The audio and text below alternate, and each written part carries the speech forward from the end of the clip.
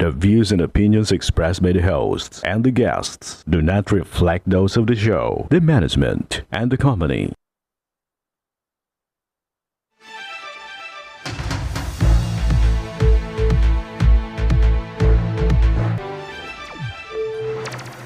Magandang hapon sa ating mga masugid na taga-subaybay. Live na po tayo ngayong araw ng Lunes para magbigay ng serbisyo publiko. Live din po tayong napapakinggan sa 90.3 Radyo Oragon Sorsogon, 88.3 sa Catanduanes, 90.7 sa Legazpi City, at live na rin tayong napapanood sa ating YouTube account. Bago po natin umpisahan ang ating pagbibigay ng serbisyo publiko, 49 days na lang mga kaaksyon at Pasko na. At ang maagang pamaskong handog ni Congressman Saldico ay tuloy-tuloy pa rin para sa inyong mga masugid naming taga-subaybay. Abangan niyo po uli ang aming pagpili, baka kayo na ang susunod naming matawagan at makatanggap ng maagang pamasko na hatid ni Congressman Saldico. Manunood ka lang at maaari ka nang makatanggap ng 500 pesos. Kaya ano pang hinihintay nyo? Yayain nyo na po uli ang inyong buong pamilya, ang inyong mga kamag-anak at lahat ng inyong mga kabarangay. Mag-online na at siguraduhin nakapalo na kayo sa aming mga official social media accounts sa Facebook, TikTok at YouTube at ako Bicol Tabang ora mismo at manood na sa aming programa. Umpisahan na natin ang pagbibigay ng serbisyo publiko mula sa ating Action Call Center sa NCR. Makakausap natin si Maria Teresa Diluna. Lumapit siya sa ating tanggapan sa NCR para humingi ng tulong para sa kanyang anak na na-diagnose na nagkaroon ng bukol o buhol. Hindi bukol buhol na ugat sa kanyang utak. Magandang hapon po sa iyo, Nanay Teresa. Hello po, magandang tanghali po sa inyo lahat. Opo, kumusta po ngayon ang kalagayan ng inyong anak na si John Raymart? Ay, sa ngayon po, nasa ICU pa rin po siya, under observation pa rin po. Pero sa hawak po ng Panginoon Diyos, nagising naman po siya.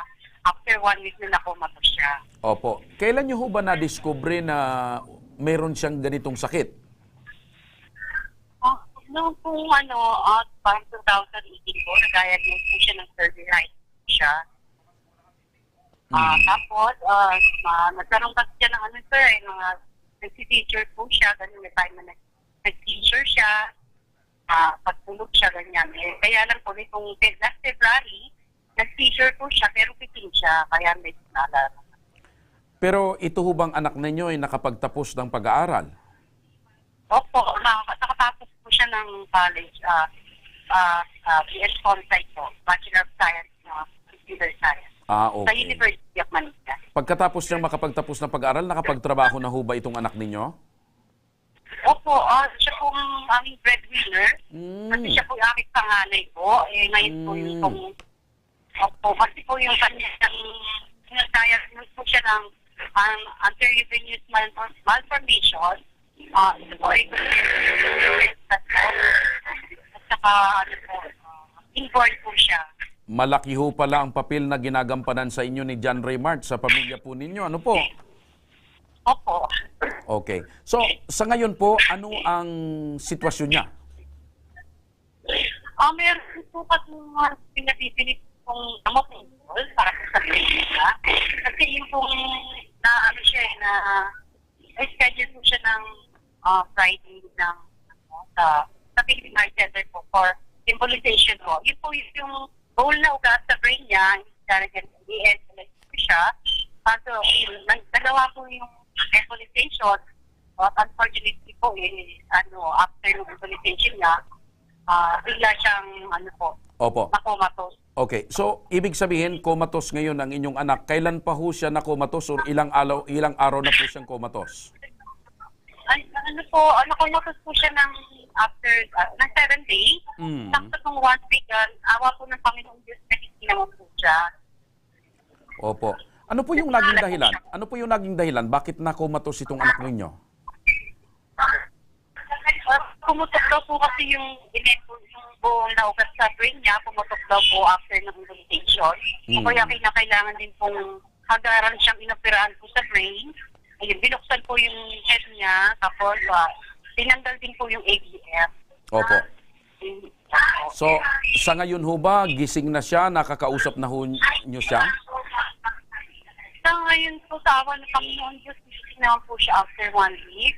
Tapos, naka-life support pa rin po siya hanggang ngayon. Tapos, medyo nagagalaw na niya rin po ng side content. Opo. Nag-response po siya. Opo. Nasaan ho siyang ospital ngayon at sino po ang nag-aasikaso sa kanya? Nasa Philippine Heart Center po siya. Ang nandoon po ngayon yung aking asawa at saka yung pong wife niya, yung malibang. So may pamilya na pala itong anak po ninyo. Opo. May isang anak po siya, lalaki, 2 taon po. Maliban po dito sa panganay ninyong ito si John Raymart, ilan pa ho yung anak ninyo? Yun po kasi si John Raymart, 29 years old. Mag-30 na po siya sa January. Yun naman pong bunso ko, 27, mag-28 ngayong December. Sa ngayon po kasi nag-under po siya sa psychology kasi po nagkaroon siya ng anxiety depression. Okay. So, anong hanap buhay niyo po ni Mister at paano niyo po natutustusan yung pang-araw-araw pong gastusin, pang-araw-araw na pangangailangan, lalo na po ngayon na may sakit si Raymart? Po kasi yung asawa ko naman po, senior na hindi po makapagtrabaho din dahil mas na rin po, matanda na. Ngayon po, bunso ko, hindi naman po nagtatrabaho, pinagandot po siya sa psychology. Minsan po ako po nag-i-ipon, kaya lang hindi naman po ganun kalakasan. Dahil humina naman po talaga ako. Okay. Mahirap naman po kasi magsasak ako ng mga items sa product. Kasi pagdating po ni Bayan, wala naman po. Opo. Okay. So, sa ngayon po, ano ang pinaka-pangunahing pangangailangan po ninyo ngayon, lalo na po para kay John Raymart? Sa ngayon po, yung mga injectables po na gamot po sa brain. Kasi medyo mahal po talaga dahil isang bias po ng i-inject sa kanya, makakabak na yung katulad po ng isa na po si Mindboy mo, nasa 3,000 po ang isa. Yung reseta po sa kanya, kada reseta is 8 bottles ng injectable. Tapos yung pong Idarabon, so isa rin po yung Idarabon. Okay. So, Nanay Teresa, makinig ho kayo para mabigyang solusyon ang alalahanin po ninyo. Makakausap natin sa linya ng telepono si Sir Alvin Martinez ng Ako Bicol Party List sa National Capital Region. Sir Alvin, magandang hapon po. Magandang hapon po, Sir Joshua. Opo. Napakinggan niyo po, Sir Alvin, yung problema ni Nanay Teresa patungkol po sa kanyang anak na panganay na si John Raymart. Ano? So ano po maaaring maitulong natin sa kanila at lalo na po dito sa anak niya? Opo, Sir Joshua, kanina lang po ay naisubmit na po dito sa ating opisina, sa opisina po ni Kong Saldico, yung mga papeles na dala ni Ma'am Teresa, no, para sa kanyang anak na si John Raymart. At nung nire-review po ng ating opisina, nakita po natin na nangangailangan siya ng medyo malaking amount po para sa kanyang anak na si John Raymart. Ano? Ang ginawa po ng ating opisina ngayon ay i-forward po within the day po, i-forward po ng ating mga coordinators ng Ako Bicol Party List. Sa tulong po yan ni Kong Saldico at ina-assure naman po natin si Ma'am Teresa na mabibigyan ng substantial amount na tulong si John Raymart. Opo. So ibig sabihin, Sir Alvin, pinoproseso na ngayon ng ating team, ng mga staff po ng Ako Bicol dyan, at anumang araw, anumang oras mula ngayon, matatanggap din ni Nanay Teresa yung tulong po ng Ako Bicol Party List. Yes, Sir Joshua. Mangyari lang po na maghintay po si Mami Teresa po ng tawag mula sa Ako Bicol kung ito inapurbahan na ng DOH. Yung ating request na pondo para kay John Raymart. Opo. So ang gagawin niya, maghihintay na lang siya pero sigurado na may tulong na maipaparating sa kanya. Yes po. Yes po. Yan po ang pangako ni Kong Saldi at bibigyan po siya ng kahit papano substantial amount na tulong para kay John Raymart. Opo. Yung mga kababayan po natin dyan sa Metro Manila, Sir Alvin, na nais pong dumulog sa Ako Bicol Party List at Ako Bicol Tabang Ora mismo, saan po sila pwede magpunta at anong araw o anong oras po sila pwede magpunta dyan? Opo, sa ating mga kababayan po na nais humingi ng guarantee letter or medical assistance, ay mangyari lang po pupunta po dito sa Kongreso, sa North Gate po ng Kongreso, at tuwing Lunes po yan, nagkakaroon po ang Ako Bicol Party List ng aming People's Day. Magpunta lang po sa North Gate, simula alas 10 po ng umaga hanggang 1:00 po ng hapon. Opo. Para po mapabilis at mapadali yung pagproseso ng kanilang mga tulong na gusto nilang ilapit sa atin, ano po yung mga requirements or ano po yung mga dapat nilang dalhin para hindi na po sila magpabalik-balik? Sir Joshua, ang dadalhin lang naman po, ang required po ay number 1 po ang kanilang Barangay Certificate of Indigency, na ito yung magpapatunay na sila yung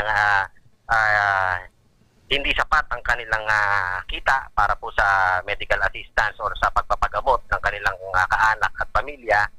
Number 1 po, Barangay Certificate of Indigency. Pangalawa po, yung official medical abstract na manggagaling po sa government hospital. At yung pangatlo po, kung meron pong quotation na manggagaling po sa ospital at sa doktor po na kanilang pinuntahan, mas maganda po yon para mapag-aralan po ng ating mga coordinators yung mga ganyang mga dokumento. Ayun. Maliwanag na maliwanag po yan, Sir Alvin. Maraming Yes, salamat po. Mabuhay ang Ako Bicol Party List dyan sa National Capital Region. Thank you so much, sir. Salamat at mabuhay po ang Ako Bicol Party List. Okay. Balikan lang natin si Nanay Teresa. Nanay Teresa, Opo, yan po. napakinggan niyo po yung pahayag ni Sir Alvin. Pinoproseso na po yung tulong at hihintayin niyo na lamang po yung pagtawag at pag-contact sa inyo ng aming tanggapan dyan upang tuluyan nyo ng makamtan at makuha yung tulong na para po sa inyo. Sandali, at nagkaroon lang tayo ng problema sa ating linya. Balikan natin si Nanay Teresa. Hello? Hello. Opo. Hello po. So hintay-hintayin nyo na lamang, Nanay Teresa, tatawagan kayo ng aming team dyan. Pinoproseso na po yung tulong para sa inyo, para po sa inyong anak. Ano pong masasabi po ninyo? Opo, maraming salamat po sa tulong ng lahat, sir. Lalo-lalo na po sa Ako Bicol Party List. Napakalaking tulong po sa amin para sa aking anak. Opo. Maraming salamat po. Opo. Hangad po namin, Nanay Teresa, ang pag-recover at pagaling ng inyong anak upang nang sa ganun ay manumbalik sa dati yung kanya pong pinagkakabalahan at ganun din po yung pagtulong niya sa inyong pamilya. Thank you so much, sir. Maraming salamat po. Kasi pagnabayan po kayo ng suong may kapal. Opo. Salamat po. Okay. So yan po mga kaibigan, ang ating tuloy-tuloy na pagtugon at pagtulong sa mga kababayan po nating lumalapit, hindi lamang dito sa atin sa Legazpi City or sa probinsya, kundi maging doon po sa NCR sa pamamagitan po ng ating Action Call Center doon po naman sa Kongreso. Ako Bicol, Tabang, ora mismo. Samantala, dumako naman tayo sa ating tabang legal. Pamilya ng isang overseas Filipino worker sa Saudi Arabia ang humingi ng tulong sa ating programa para makuha ang mga package at mga benepisyo ng kanyang kapatid matapos itong mamatay. Makakasama natin ngayon sa studio si Joby Riambon. Magandang hapon sa iyo, Joby. Magandang hapon po, sir. Opo. Kayo, Joby, yung kapatid mo yung namayapa, Opo, sir. Saudi Arabia. Anong trabaho niya doon? Hairdresser po siya, sir. Hairdresser, okay. Opo, sa salon po. Okay. So, sinong panganay sa inyo? Siya po. Mas bata ka kaysa kanya? Opo. Okay. Anong pangalan ng kapatid mo? At ilang taon siyang nagtrabaho sa Saudi? Alim Riambon po yung pangalan niya. Tapos po, 8.5 years po siya, sir. Matagal, ano? Nagtrabaho po siya, sir, sa Riyadh. Tapos, hindi po siya, sir, nakauwi. Simula nung, 8 years siya. Opo. So- 8.5 po siya, So sa sir. loob ng 8.5, hindi siya nagbakasyon? Hindi po. Bakit? Sabi po, kasi, sir, wala daw po siya, sir, na kapalitan. So walang kapalit. Opo, sabi po Walang ng amo karelyebo, niya. so hindi siya pinapayagan ng Opo. amo niyang umuwi. Yun po ang sabi. Pero regular naman yung pakikipag-usap at contact niya sa inyo. Opo, sir. Okay. Yung bangkay ng kapatid mo na, iuwi na? Opo, sir. Naiuwi na po nung September 23 At po. naipalibing na rin po ninyo? Opo. Opo. Siya ba yung may pamilya? Opo, sir. Pero po, separate na po sila. Pero ng- may mga anak siya. Opo, dalawa Saan yung po. mga anak? Nasa amin po, sir. Okay. Ano daw yung dahilan ng pagkamatay or kamatayan ng iyong kapatid? Sabi po, sir, sa cause of death, brainstem stroke po with extension to cerebellum. Yun po yung Ano daw yung dahilan noon? parang stroke brain sa po siya, oo. sir, sa utak. So parang, May pumutok daw po ayun, na. baka naman sa sobrang trabaho. Opo. Okay. So, siya ba'y nagrereklamo sa inyo noon na sobra-sobra yung trabaho niya, yung oras ng pagtatrabaho? Nung una, sir, wala naman po siyang sinasabi sa amin. Pero nung for the month of July po, parang nagsasabi na siya na napapagod na siya. Kasi nga daw po, all around na po. All around. Opo. So, nagsusumbong na siya sa inyo. Opo, nagsasabi Ano po na yung po. sinasabi niya? Parang, Maliban doon sa sobra-sobra na yung tinatrabaho niya. opo, sabi po sa amin, sir, late na daw po, sir, magpasahod yung employer niya. Kaya po, gusto na po niyang umuwi. So, parang nahirapan pagtrabaho yung kapatid niyo. Opo, parang Na-stress pa. over-fatigue po. Yes, Na-stress pa dahil nalilate na rin magpasahod yung amo. Opo, sir. Pero marami bang customer? Siguro po, lalo na po, sir, pag pag Ramadan. Madami Yung daw bang, po customer. nung panahon ba na nagrereklamo itong kapatid niyo at nagsusumbong, kayo ba'y nag-report kaagad sa agency niya or in-report nyo rin sa mga ahensya ng pamahalaan natin dito na ganun yung sitwasyon ng kapatid ninyo? Ay, hindi po, sir, namin na-i-report. Na-i-report lang po namin, sir, nung ninatake na po siya, sir. Okay. Yung bang amo niya nakakausap nyo? Ay, hindi po, sir. Sa Snapchat lang po, sir, na kakausap namin. Anong Pero, sabi? lang, sir, malimit lang yung pagsagot niya, sir. Yung sagot niya palagi, wait, anya, yung parang ina-update po namin kung ano na po yung nangyari doon. Totoo ba na may inaalok sanang abulo yung amo sa inyo? Wala po, sir. O yung Hanggang agency? Ay, yung agency po, sabi po nila, magbibigay daw po. Pero hindi pa nakakarating sa inyo? Hindi pa po. Oh. Ano bang agency niya dito sa Pilipinas? Saan siya nag-apply? Sa Ledmere po, Ledmere Human Resources. Saan yun? Sa Maynila? Sa Makati po. Sa Makati. So wala dito sa Bicol? Wala po. Okay. At ang nabanggit sa akin kanina, may mga gamit pa yung kapatid ninyo. Opo, May mga balikbayan box pa na nandoon pa sa Saudi na gusto nyo makuha. Ano ba yung mga laman nun? Yung mga gamit po, sir, tas may mga pasalubong po siguro, mga gamit nila. So saan ito nakalagak? Doon sa Doon abroad? po sa Sa amo niya? Hindi po, sa tinutuloyan niyo pong bahay. So konfirmado na meron siyang mga gamit doon. Opo. Sino nag-confirm na marami pa siyang Yung mga gamit? kasama niya po sa trabaho. So nandun pa daw yung mga gamit ng kapatid mo Opo, sir. at pwede pang makuha. Opo. Yung mga damit niya. Opo, sir, nandun po. 5 balikbayan box Oh, po. marami. Opo. 5 balikbayan box pang naiwan doon. Opo, sir. Okay. Anong sabi ng mga kasama niya doon? Hindi ba yung pwedeng maipadala rito? Ang sabi sa amin, sir, hinihintay lang daw po nila na mabigyan sila ng pera para po maipadala sa amin yung Sino Kaso, magpapadala ng pera? Yung amo po. Kasi po may unpaid salary pa po yung kapatid Ilang buwan? ko. Kalahating buwan po ng Kalating July. buwan. So kung maibigay nung amo yung pera Opo. doon sa kanino ibibigay? Sabi po, sa na lang po, sir, sa katrabaho niya. Sa So kasama katrabaho, niya kung sa- maibibigay doon, pwede nang maipadala yung gamit pa uwi rito. Opo. Oh.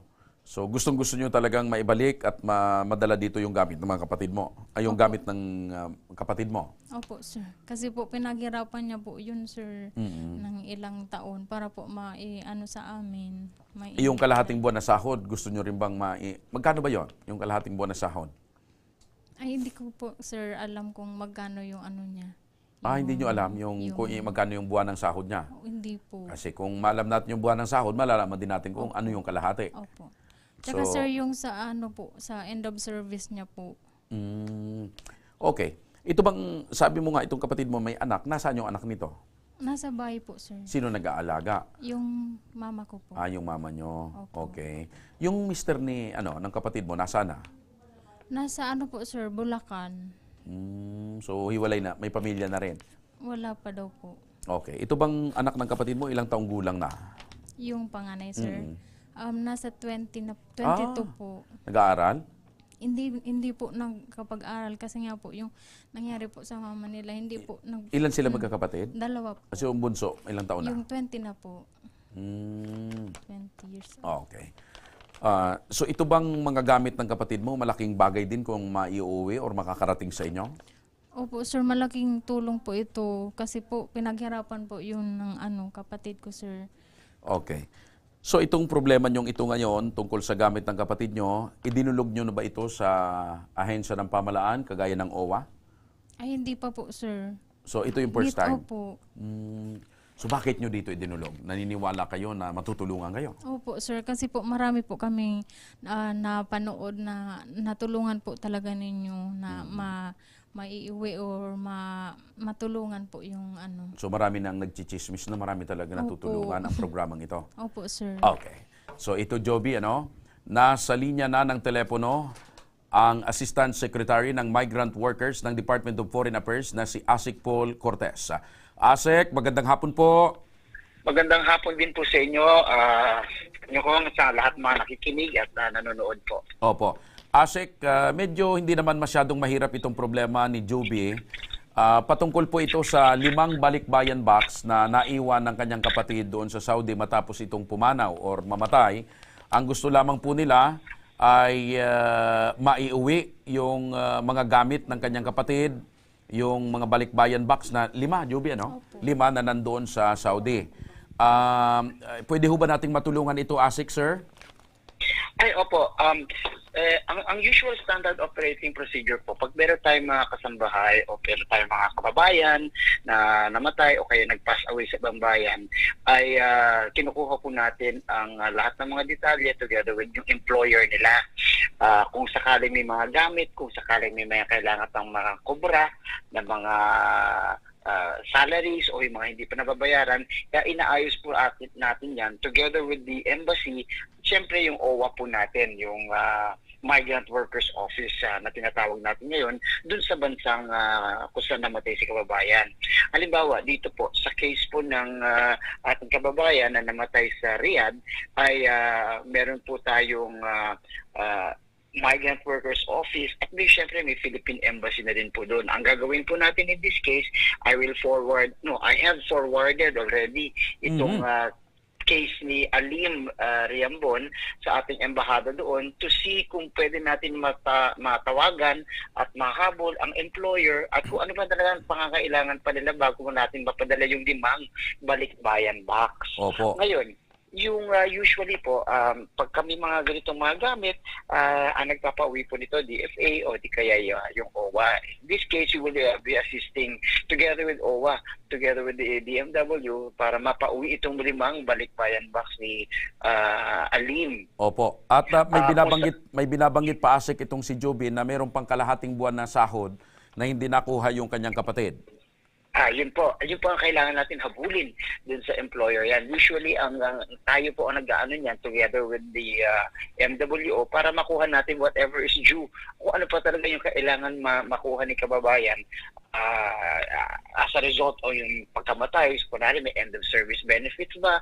Meron pa bang mga buwan na hindi pa nabayaran o nasahuran, etc. etc. Pati na rin yung mga gamit ng mga kababayan natin. At alam po natin to kasi syempre para sa pamilya nila back home in the Philippines, itong mga gamit to represents yung mga nalalabing alaala o memories ng kanilang mga kamag-anakan at madalas po tayong nagpapauwi ng mga balikbayan box na ganito. Ngayon kung sasabihin ng employer na yung wala silang to send money, wala silang money o kaya paraan para mapadala itong balikbayan box, we step in andyan naman ang embassy natin, andyan ang DFA through the embassy and of course our Migrant Workers Office. Sa ngayon, nakuha ko po lahat ng mga detalye, hindi ko lang makita yung number ng employer nila para matawagan ng ating embahada diretso. Ay, opo. Joby, may number ba kayo nung employer? Wala. Mayroon? Sige. Mayroon pala, Asik. Mamaya, after po ng ating programa, Asik, ibibigay po ng staff namin sa inyo yung number ng employer para... Pero ang maganda dito, Joby, napakinggan mo, habang nag-uusap tayo ngayon, si Asik mismo, pinorward na doon sa embassy natin. Inaaksyonan na. Ganyan sila kabilis ngayon umaksyon. Oh, binigay ko na ho sa ating Consul General doon. Wala pa ho Opo. tayong embahador doon. So si Consul General Romel Romato, na palagi kong ka-text, ay pinoward ko na sa kanya yung mga detalye ni Alim at kung ano man kailangan na tapusin at kailangan na hingin Opo. sa employer na to. And hopefully Yung bang magawa natin ASEC, ang paraan. yun hubang Yes, sir. yun hubang agency, local at yung foreign agency, meron ho ba silang pananagutan sa ganitong mga sitwasyon na hindi nila naasikaso o itong katulad nito, yung mga gamit ng kanilang mga pinapuntang empleyado doon na Pinoy? Well, ang ating mga liaisons naman with the employer, usually para sa mga, at lalong-lalo na para sa pagpapadala ng katawan pauwi kung namatay o di kay repatriation kung kaya may sakit o kaya natapos na yung kontrata.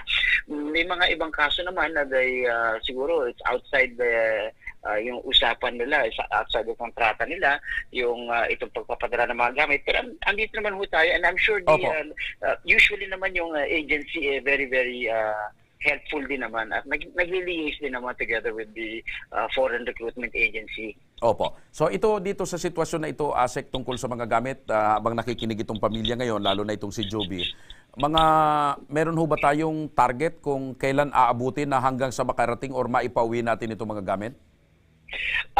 Usually, okay, balik-bayan box, usually mga 6 weeks from, kasi binabarko ko yan, di ba? Opo. From Riyadh all the way to the Philippines. Tapos ang sistema lang naman dito, balik-bayan box eh. So diretso na ho yan, wala na akong customs clearances. So at most less than 2 months, andyan na ho. So malamang, ASEC, kung medyo suswertihin tayo bago magpasko or bago mag-New Year. Yeah, inshallah, kasi Pasko na. So, Opo. alam niyo naman po ang commercial courier natin. Busy-busy yan ngayon. Lahat ng buong mundo nagpapadala na ng balikbayan box. So, as soon as we're able to get the details ng employer para makuha na natin yung mga gamit, maski gobyerno na ho magbayad ng courier fee. Ayun. Yung balikbayan box fee. Opo. At meron naman ho tayong tinatawag na Assistance to Nationals Fund na binigay ko ng Kongreso para sa mga ganitong klaseng kaso. Opo. Dito, isa pa, ASEC, ihabol ko lamang ito kasi kagaya ng binabanggit ni Joby, 8 taon at kalahati itong kanyang kapatid doon na nagtrabaho sa amo niya. Hindi man lang ito kahit isang beses pinauwi, ano? Dahil wala daw karelyebo, walang kapalit doon sa kanyang trabaho. Meron ba siyang ekstrang pwedeng matanggap or benepisyo sa ganung sitwasyon, ASEC, na imagine 8 years and a half, hindi ka man lang nakauwi siya, patay na.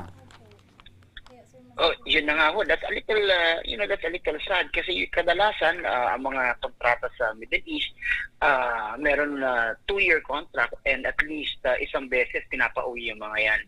At least once in 2 years. So dapat siguro naka-4 na siyang uwi sana. So it's pretty strange na hindi siya pinauwi in the past 8.5 years.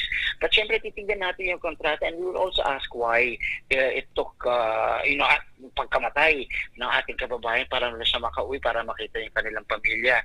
And of course, this will be part of the investigation ng ating embahada at ng ating MWO when we start questioning, when we start asking and start investigating, ano ba talaga nangyari kung bakit it took 8.5 years. Opo. Para hindi man na siya nakauwi in the span na nandun siya.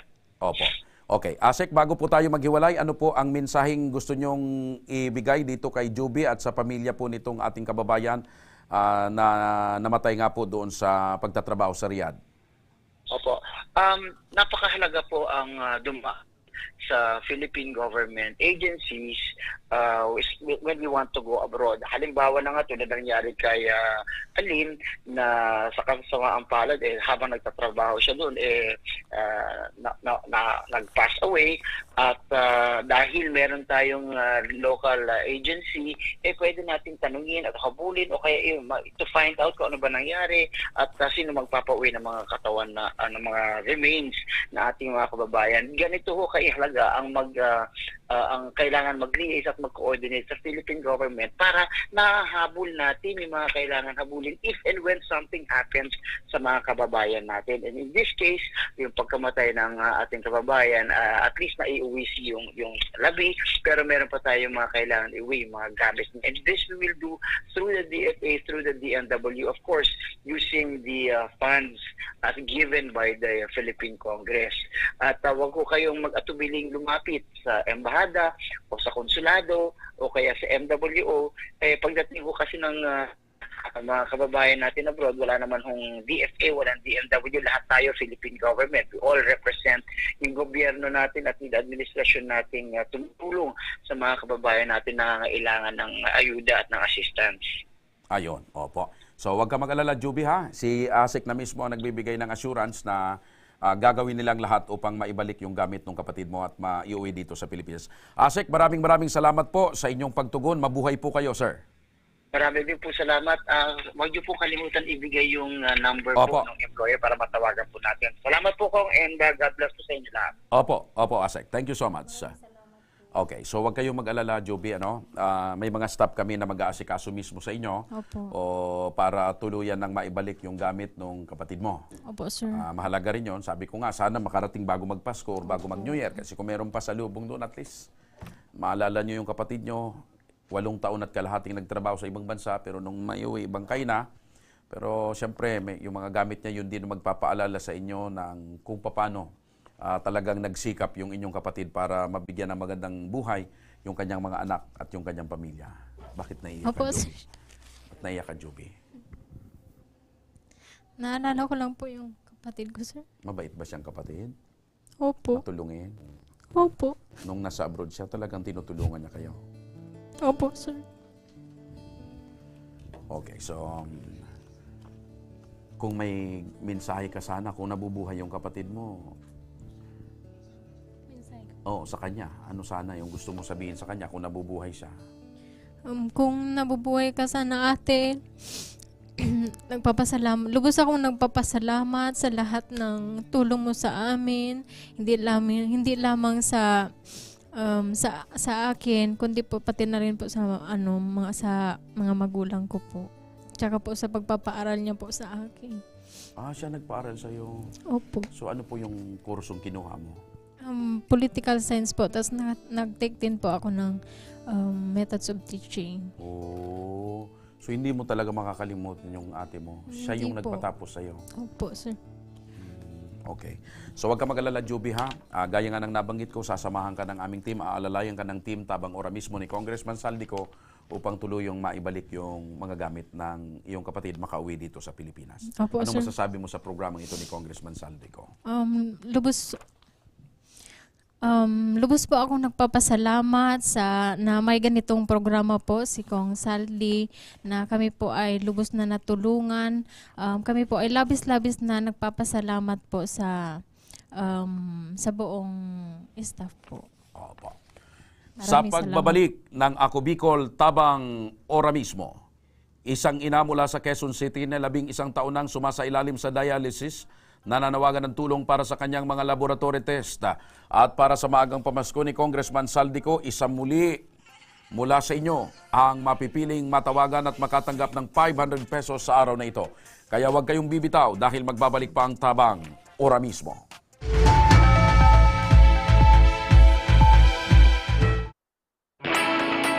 Naghahanap ka ba ng trabaho? Marunong ka bang mag-shoot ng video? Mag-edit? Magaling ka ba sa social media? Willing ka bang matuto? Graduate ng journalism o may alam na sa media? Apply na dahil naghahanap kami ng videographers para sa Camarines Norte, Sorsogon, Camarines Sur, Catanduanes at Masbate. Ipadala ang inyong resume sa actioncallcenter@gmail.com at maging pinakabagong miyembro ng aming team. Tara na! Apply na!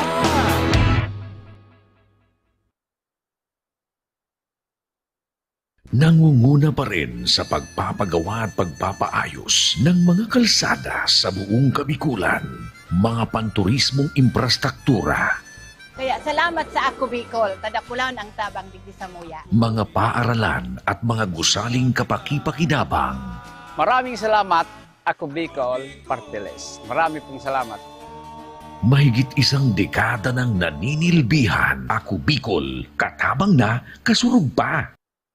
Daan-daan na po ang mga nakapagtapos at may mga kanya-kanya ng propesyon. Sa kanilang pagpupunyagi, walang masidlan ang kanilang mga ngiti.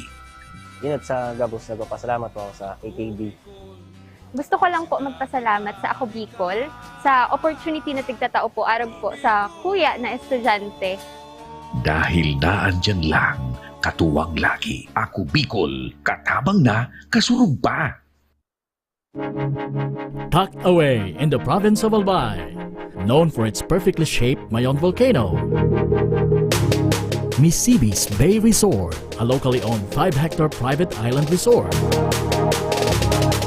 The resort is ready for all those looking to balance tranquility and adventure.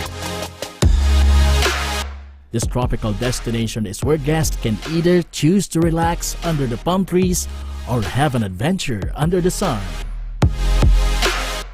It features modern and luxurious rooms and villas, recreational facilities, and sophisticated services.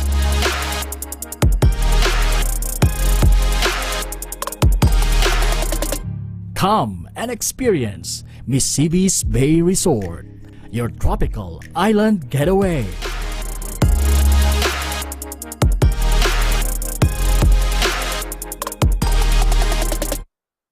Problema sa tubig, agarang binigyang solusyon. Nagpatayo ng mga solar-powered water supply system sa mga liblib na lugar. Libre, malinis at maaasahang supply ng tubig 24/7. Dakulaon ng pagpapasalamat niya mo dahil may kamalilinwan habang kami nabubuhay. Dakulaon nining tabang para sa gabos na tao digdi.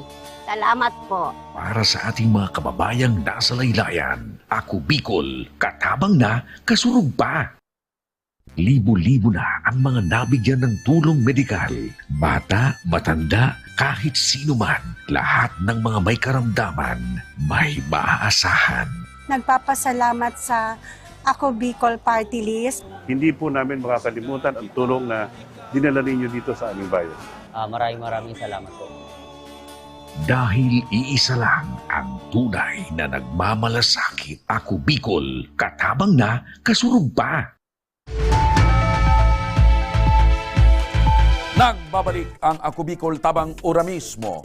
Balikan natin ang Action Call Center sa NCR. Makakausap natin ng live si Judith Diodor. Ang kanya kasing panawagan sa ating programa, matulungan siya para sa kanyang mga laboratory test. Magandang hapon sa iyo. Magandang hapon din po. Opo. Kumusta po ang kalagayan po ninyo? Okay naman po, pero kasalukuyan pong nagdadialysis. Pang 11 taon na po. Tapos po, kailangan pong maoperahan para po sa sa hyperthyroidism, sa parathyroidectomy po. Opo. Bakit po umabot ng 11 years itong pagdadialysis po? Kasi po, wala pong sapat na pera para po magamit po para po sa pampatransplant. Kaya po ang second choice po kasi ng mga kidney failure ayun po yung hemodialysis po. Kailangan lang po susunod po sa mga patakaran. Ginagana po yung pagdadialysis 3 beses po sa isang linggo. 4 na oras po yun. Nililinis po bali yung dugo para maging okay po ulit. Opo. Doon ho ba sa 11 taon na pagdadialysis, meron ho bang improvement or pagbabago na nangyari? Wala po eh. Kasi po pag once po na end stage na po, ang tanging paraan na lang po talaga doon. Transplant po, kidney transplant.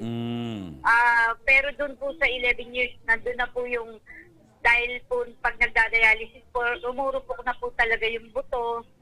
Kaya po nagkaroon po ng fracture. Last July lang po na-fracture po yung balakang. Tapos po naka-wheelchair na lang po. Opo. Ito ba, may mga asawa at anak ho ba ito? Meron po. Ilan po ang yung anak? Asawa, bali 4 po. Opo. Yung ano po, yung dalawa, may pamilya na po. Tapos yung isa po tumigil sa pag-aaral. Bali yung asawa po, nag-drive lang po ng jeep. So driver ng jeep ang hanap buhay po ng asawa? Jeep yung asawa po. Okay. Hanggang ngayon ba, kumakayod pa? Namamasada pa ng jeep? Bihira na po kasi nga po, bali nauuko pa po yung panahon niya po sa pagbabantay po sa dialysis niya. Tapos tulong din po kami naglalakad po ng papel para po dun sa mga assistance po na kailangan. Kasi po araw-araw po may iniinom pong gamot. Tapos po nangangailangan po ng pambayad sa dialysis center. Tapos po may mga ginagamit pa doon yung mga dialyzer. Marami struggle na pinagdadaanan po ang dialysis. Opo. At kayo po ang inaasahan ng inyong pinsan na mag-asikaso, maglakad para po sa mga tulong na maring makuha niya? Opo, ako po yung pagka po hindi may halimbawa po, yung asawa po yung maglalakad po, ako po nagbabantay sa kanya sa dialysis center. Kagaya po ngayon, yung asawa niya po ang bantay doon. Nandoon po siya ngayon. Hanggang alas 3 po ng hapon siya nakasalang po sa Ngayon nga po, tumawag po sa akin kasi nga po, sumasakit na naman po yung pinakatinututukan po ng karayom. Buti na lang. Sinabi na Opo, buti na lang Nanay Yolanda, may oras kayo or medyo may bakante kayong oras panahon para sa pagtulong dito sa pinsan nyo. Kayo ba may sariling pamilya rin? Opo, pero sa kanila po ako nakatira eh. Balik, opo. Kung pwede, nung nakaraan nga po, tinanong ng doktor, kung pwede ko nga lang po i-donor sa kanya, kung nag-batch lang po kami, ibibigay ko po yung isang kidney sa kanya. Okay. So sa ngayon po, ano ang pangunahing pangangailangan po ng inyong pinsan na si Judith? Kasi po kailangan po siyang mag-under ng para thyroidectomy operation po. Kasi kailangan na daw po talagang matanggal yun. Dahil yun daw po yung magkukos na tuluyan na siyang liliit, kukuba, tsaka hindi na talaga siya tuluyang makakatayo po. Okay. Yun po talaga yung kailangan po natin. Opo. Okay. Nanay Yolanda, makinig po kayo at makakausap natin uli si Sir Alvin Martinez, ang coordinator ng Ako Bicol Party List dyan sa National Capital Region para malaman natin kung paano po kayo matutulungan. Sir Alvin, magandang hapon po uli. Magandang hapon ulit, Sir Joshua. Opo. Dito naman po sa kalagayan ng pinsan ni Nanay Yolanda na si Judith, ano po ang maaaring nating maitulong dito? Opo, yung kanyang pong papeles na pinadala po kanina at nandito po sa opisina ni Kong Saldico, ay siya po pala yung nangangailangan ng surgical procedure. Hingi po sila ng medical assistance for the thyroid po ata.